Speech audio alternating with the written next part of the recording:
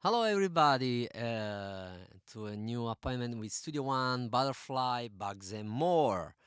The channel where we try to find things to be fixed, mistakes, bugs, little glitches in the programming. And I have to say that sometimes I really feel like programmers don't look at each other because okay, today we talk about layers and the comping function, a very important function. And sometimes I do feel that they don't look at the other dough, and that could be, because yeah, it's very welcome what they've done here by finally giving the chance to use the layers as normal tracks. But has it been done real the proper way? Is it adding anything new? No, no, not at all. Not a single thing yet. There wasn't, and now there is. So it's very welcome. Could be better. Yes, I think so. So, what I'm talking about a couple of things. Three, maybe. Okay. So here we have by default the selecting tool, and it's working nice, better than Cubase in this regard, and I will show you after. If Cubase crashes, it's because there are two DAO open a moment, and it can be a bit difficult to handle. Anyway, the problem here is that you want to cancel, you want to treat this as a track, then you have to press. I'm on a keyboard, PC keyboard, but I'm on Mac. Anyway, it's Command Shift or Alt Shift, and finally you have this, and there is something weird about, you see this line, it's kind of snapping, even though the snapping function, the grid function is not. Anyway, not big of a problem, not much of a problem. Okay, now you selected, now you can copy it, you can do whatever you want. Yeah, but you are still using two hands and two fingers on the second hands, and there is not any other possibility the way they've done it. Is this the best way? Let's go ahead, because now actually I made this cut, but I'm not quite sure, and I want to zoom, which I cannot do if I don't press those two keys. At least on my keyboard, there is no way. So I have to press the two key to make it them as a track, and then I have to press Alt or the Windows symbols to have finally the zoom here. And now I don't know the shortcut, so I go back with my father port. So it's still playing a little bit of Tomb Raiders, which is not really the best for the DAW that invented basically dragging and drop, workflow super fast. And then you force me to use these three fingers here and the mouse as well to do such an easy operation. Let's go to see the way it works in Cubase. I've created a couple of lanes. The first thing I want you to notice if that as soon as I copy this one here, it creates by itself another lane. You don't need to add layers. It's obvious that you might want to have another lane. It doesn't. It's the most obvious thing, but this is arguable. It's not a big deal. Not a big deal. The big deal, I think, is that here, as you can see, he treats lanes, which are the layers, exactly like a track from moment one. They are track. They are treated as a track. And instead of pressing the two keys, you just have a tool here. Of course, you can have the shortcuts, and now you are in the other mode, right? Now you are selecting things, and if you want to, now I'm a bit confused between the shortcuts of the various. I cannot find basically the zoom, but there is a way, I can assure you, to have the zoom here. Anyway, I cannot find it now. I'm sorry. Yeah, oh, yeah, that's easy. It's Z. Is anywhere, you know. And okay, I have it configured a bit different. Here the zoom works. Right, guys, I don't remember exactly. I'm sorry about that. I'm losing the Cubase shortcuts in this very moment. But the point that I wanted to show you is that right now we got the zoom. I got this free hand free, and I can select, and this is the way it works. It works in Studio One by default. But I want to show you something that is very stupid in Cubase because I like better Studio One in the end. I just want to have it even better, you know. And look how stupid is this. Now let's assume that I want to. I don't like this. I like better what's on top here. So I start selecting from here, and I go here. And look here what it creates. Okay, now you cannot listen. It didn't do anything. It just opened. But why you want to have the cut here if it's the same one?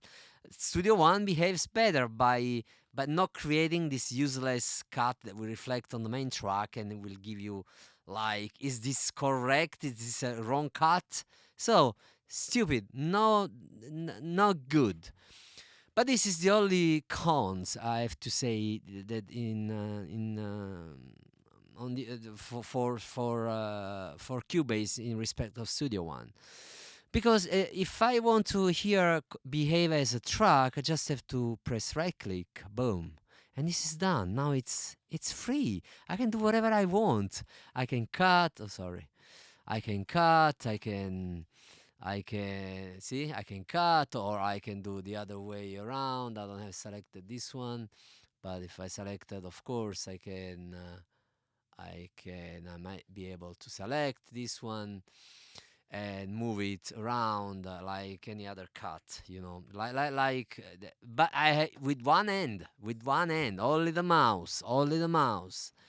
So maybe the creation of a tool, it would have been a much better way of treating the um, the layer as a normal track rather than pressing this one and eventually, you know, it's not really comfortable. Let's say the truth. Let's speak the truth. Don't be fun, guys. Don't be fun. It is much better to have a tool.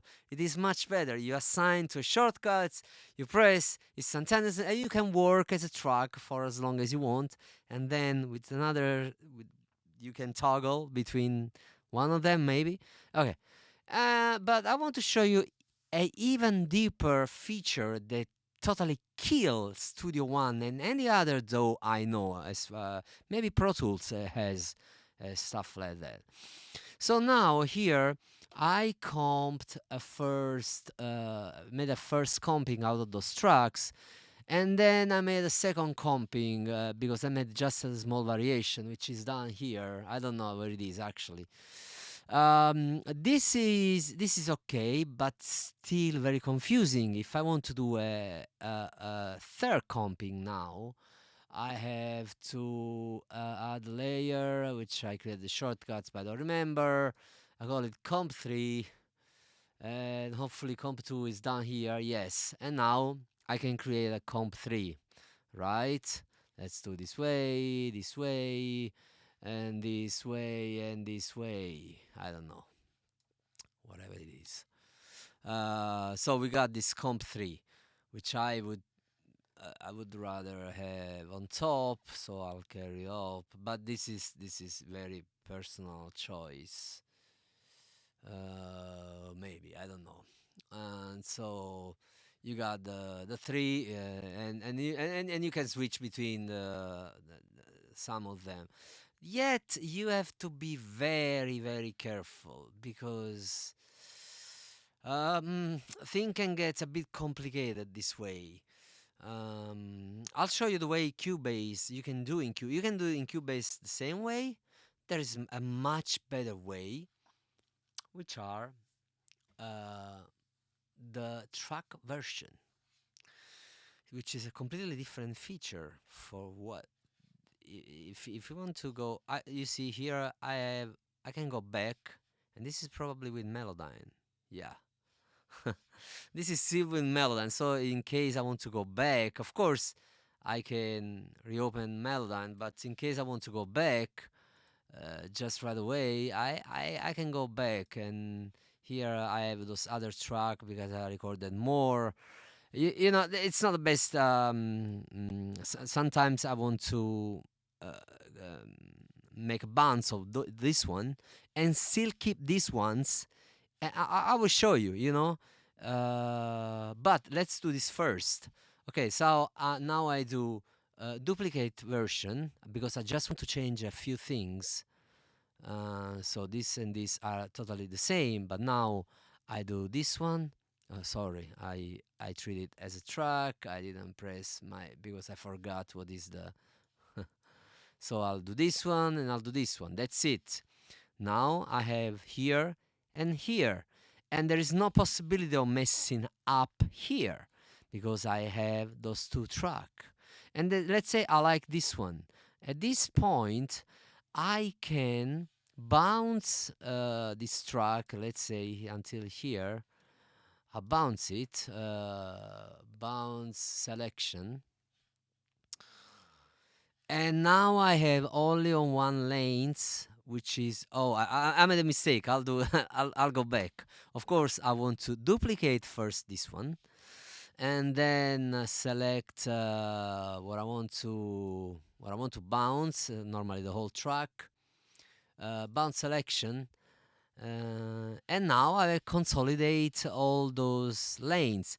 But in case I discover that the cut was wrong and something is not proper, I can go just back here and see if I have a better thing. So this is an incredible, terrific feature that totally kills any possibility of comparison with Studio One when it comes about comping, about the mess that is creating here with those comping tracks that you can easily. Okay, now you're changed, and if I do it by mistake, you're totally start getting lost in all this comping. So of course this is the track list, which is in Cubase, is a completely new, total different feature. So it's not within the comping. So if we talk just about comping, my complaint about Studio One is just first, you always want to have something more, but here you got something less because I have to use two hands, and one hand's two fingers to zoom three fingers, and here I just have a tool that with a shortcut, if I just remember it, yeah, I can go, yeah, just remember it. So you see here is comping, and now right click, and now I'm in track mode, and now I'm in comping. So I don't need to use my hand is free, even if I go in track, my hand is free, and I can cut, I can do whatever you want, select, and so forth. So yeah, I mean comping, let's say that I have to give 1 point plus 1 to Cubase plus 1 because there is not much difference. But I do feel it's better. And by the way, Studio One created it. Studio One, the comping function was created by Logic in about 2007, 2008, when 9 was released. And Studio One brought it way ahead by implementing more flexibility in the way you can comp, and being so fast this way. It was incredible. But you see, then Cubase, which is very good at copy other feature, they brought it here. They fucked up a bit in regards of this story here that it cuts here, but that's the only drawback. And normally, what I do, I'll create another section in order to show here that is one section to show on top. But so plus one in Cubase for the pure comping function, because I think this is the inconvenience of this weird thing is not as much as the inconvenience of having two hands using, and for zoom indeed three fingers on the second hand. And then the track list is still very related, and there's no comparison. And in terms of utilities, I love the track list. I've used it like crazy in every single song and track. As long as I have comping, I'm gonna use track list.